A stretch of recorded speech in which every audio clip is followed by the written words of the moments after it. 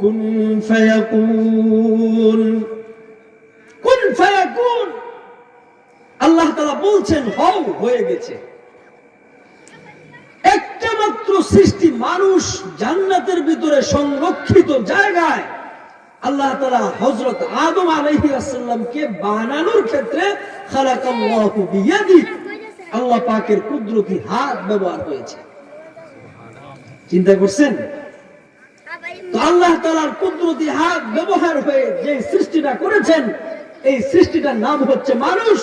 তারা এই পৃথিবীর সবচাইতে দামি এবং সম্মানিত, মর্যাদা সম্পন্ন, ডিগ্নিফাইড, অনারেবল নেশন।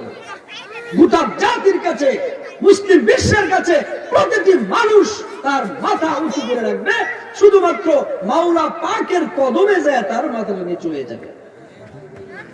হাদিসের মধ্যে আসছে, লাউ কুনতু আমুরু আহাদান আন ইয়াসজুদা লিআহাদিন লাআমারতুল মারআতা আন তাসজুদা লিজাওজিহা।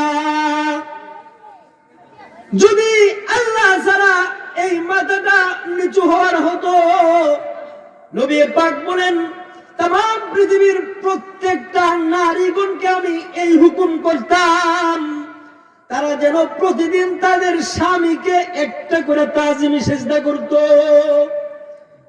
যদি সিজদার অনুমতি থাকতো, তাহলে মাথা ঝুঁকানোর অনুমতি থাকতো, প্রত্যেকটা নারী তার স্ত্রীগণ যেন তার স্বামীকে একটা করে সিজদা করত। একটা সময় যখন ইসলাম ছিল না, তখন মানুষকে সম্মান, উষ্ণ অভ্যর্থনা জানানোর ক্ষেত্রে সিজদায়ে তাজিমি এটা জায়েজ ছিল। ইসলাম আসার পরে এই মাথাটা আল্লাহ পাক উঁচু করে দিয়েছেন সর্বহালতে। শুধুমাত্র আল্লাহ পাকের সামনে এই মাথাটা নিচে হবে। কোন ব্যক্তির কাছে, কোন পীর সাহেবের কাছে, কোন খাজা বাবার কাছে, কোন বুজুর্গের কাছে এই মাথাটা নিচু হবার নয়। ঠিক না বেটি? ঠিক। এই জন্য মুআজ্জাজ হাজিরিন, বর্তমান সময়ে মানুষ ভুল করেও কিছু মানুষ আছে মসজিদে যায় নামাজ পড়বে, মাওলায়ে পাকের কদমে সিজদা দেবে, কারণ সিজদাতু ওয়াহিদাতুন খায়রুম মিনাদ দুনিয়া ওয়াল আখিরা। একটা সিজদার দাম এই পৃথিবী কয়েক কোটি বার বিক্রি করলেও একটা সিজদার সমান হবে না। মসজিদে যায় সিজদা দেয় না, কিন্তু পীরের পায়ে যায় সিজদা দেয়। আছে না নাই? যেই পীর সিজদা নেয় এর নাম হচ্ছে ফেরাউন, আর যারা সিজদা দেয় এদের নাম হচ্ছে হামান। এদের নাম কি ভাই? হামান। এই বিশ্বাস দিলে রাইখা যে আমার ছেলে হয় না, শুধু মেয়ে হয়, পীরের দরবারে মাজারে মান্নত, গরু, খাসি আছে না নাই? আমাদের এক মুরব্বী বলছিল, কলা গাছ খাইলো জিরে, ময়মনসিংহ সুদ্ধা বাংলাদেশের মুসলমানদের ইমান খাইলো বন্ড পীরে। কথা কি যৌক্তিক না অযৌক্তিক? আজকে সন্তান হয় না, ইয়াহবু লিমান ইয়াশাউ ইনাসা ওয়া ইয়াহবু লিমান ইয়াশাউ আয-যুকুর আও ইউযাওwiجুহুম যুকরানা ওয়া ইনাসা ওয়া ইয়াজআলু মান ইয়াশাউ আকিমা। আল্লাহ তাআলা কাউকে কাউকে ছেলে দান করেন, আবার কাউকে মেয়ে দান করেন, আবার কাউকে কাউকে ছেলে মেয়ে উভয়টা দান করেন, আবার কাউকে কোন কোন মহিলাদেরকে আল্লাহ তাআলা বান্দা বানায় রাখেন। সন্তান দেওয়ার মালিক কে? আওয়াজ করে জোরে বলুন, কে? কোন পীর সাহেব দিতে পারে না, কোন বুজুর্গ দিতে পারে না। সন্তান দেওয়ার মালিক হলো আল্লাহ। নির্বাচনের আগে যায় পীর সাহেবের কদমে সাজদায় পড়া যায়, বাবা দে, বাবা দে। সামনে নির্বাচন আসতেছে, একটা চান্স দিয়ে আমারে পাস করে দেয়া আছে না নাই? ভণ্ডদের কাছে যায় সেজদা দেয়া আছে না নাই?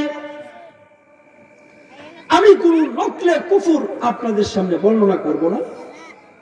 আমি জানি এই দেশে পীরে কামেল এটা একেবারে সস্তা হয়ে গেছে। বড় পীর আব্দুল কাদের জিলানীও তার নামের আগে কামেল শব্দটা ব্যবহার করেনি। আকাবিরে দেওবন্দ দারুল উলুমের যে তারা আমি পড়েছি, কাসেম নানুবুত্তবির থেকে শুরু করে মাহমুদ হাসান দেওবন্দির থেকে শুরু করে হুসাইন আহমদ মাদানী পর্যন্ত একজন দেওবন্দের সিংহ সূর্য সন্তানদের নামের আগে পীরে কামেল শব্দটা ছিল না। কামেল বড় মারাত্মক জিনিস। পীর মানে কি? একটা ফার্সি শব্দ, মানে হচ্ছে বুড়া, বৃদ্ধ। কামেল এটা হচ্ছে আরবি শব্দ, এর অর্থ হচ্ছে পরিপূর্ণ। পরিপূর্ণ বুঝছেন তো? একটা গ্লাসের মধ্যে এক গ্লাস পানি ভরছেন, জগ থেকে ডালতেছেন, গ্লাস উইস্কা পড়ে যাইতেছে, এটার নাম হচ্ছে কামেল। ইসলামী শরীয়তের বুঝবুদ্ধি, ইলমে দ্বীনের দিক থেকে, আমলিয়াতের জিন্দেগির দিক থেকে যিনি কামেল, তিনি হচ্ছে কামেল। যদি শাব্দিক তর্জমা করি, কামেল মানে পরিপূর্ণ, আর পীর মানে বুড়া, বৃদ্ধ। এটা যদি আমাদের গ্রামের ভাষায় বলি, পীরে কামেল শব্দের অর্থ হচ্ছে বুড়িয়া, তুরতুরিয়া, একেবারে পরিপূর্ণ বুড়া, পরিপূর্ণ বৃদ্ধ। যে আয়াত আপনাদের সামনে আমি তেলাওয়াত করছি, সূরা ইউনূসের 62-63 নম্বর আয়াতের মধ্যে, আলা ইন্না আউলিয়া আল্লাহ লা খাউফুন আলাইহিম ওয়া লা হুম ইয়াহজানুন আল্লাযীনা আমানু ওয়া কানু ইয়াত্তাকুন। এই আয়াতের ব্যাখ্যায় তাফসিরে বায়ানুল কুরআনে উম্মতের ডাক্তার হাকিমুল উম্মত মাওলানা আশরাফ আলী থানভী রাহমাতুল্লাহি আলাইহি একজন হক্কানি পীরের 10টা আলামত, 10টা গুণ বর্ণনা করেছেন। এইগুলা যদি কোনো পীরের মধ্যে থাকে, তাহলে আমরা তার সাথে আরো তাআল্লুকি নেসবত শক্ত করব। যদি এইগুলো না থাকে, তাহলে সে দেখতে সুন্দর হইলেও আজদাহা জুব্বা গাল পরে বসে থাকলেও সে বন্ড।